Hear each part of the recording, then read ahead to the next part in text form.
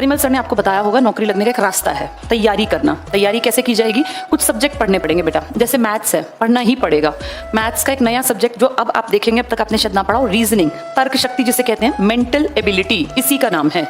एक सब्जेक्ट बेटा लैंग्वेज तैयार करनी पड़ती है, इंग्लिश, और एक हिंदी, और एक आपको GK general knowledge plus current affairs. थोड़ा सा आजकल हर पेपर में कंप्यूटर भी आता है, क्योंकि कंप्यूटर बेसिक नीड बन गई। किसी भी पोस्ट पे आप बैठे हैं, कंप्यूटर से जुड़ा कामकाज आपको आना चाहिए। ये 4-5 चीज़ें हैं बेटा, इनको आपको करना पड़ेगा। चाहे आपने 10वीं तक ये पढ़ी हैं, नहीं पढ़ी, कोई फर्क नहीं पड़ता, अब आपको ये सब सीखना पड़ेगा। कंप्यूटर एक ऐसा सब्जेक्ट है, लास्ट के 10-20 दिन भी क्लास लगा लोगे तो जनरल आएगा तो कर दोगे, बहुत टफ तो फिर चाहे साल भर पढ़ो फिर नहीं आना।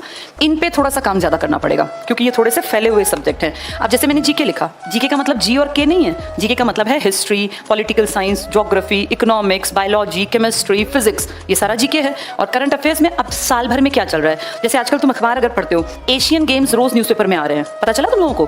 कहाँ हो रहे हैं एशियन गेम्स? रोज अखबार के फ्रंट पेज पे आ रहा है, अभी तो शुरू हुए हैं। हमारे अरुणाचल के 3 लोगों को खेलने भी नहीं दिया उन लोगों ने।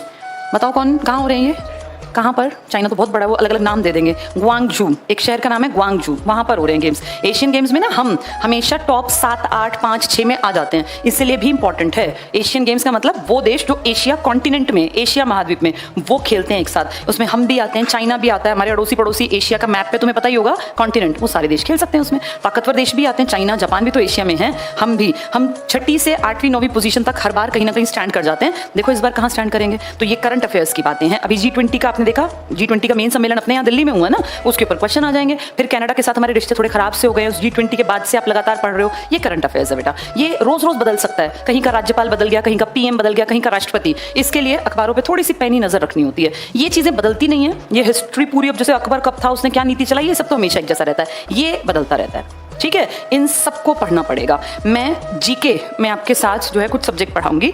जीके ना बेटा बहुत आसान है, पर समझ के पढ़ें तो आसान है, अदरवाइज जीके बहुत सिरदर्द है। इतनी सारी बातें याद होना बड़ा मुश्किल है, पर अगर कॉन्सेप्ट को समझ लोगे तो आसान है।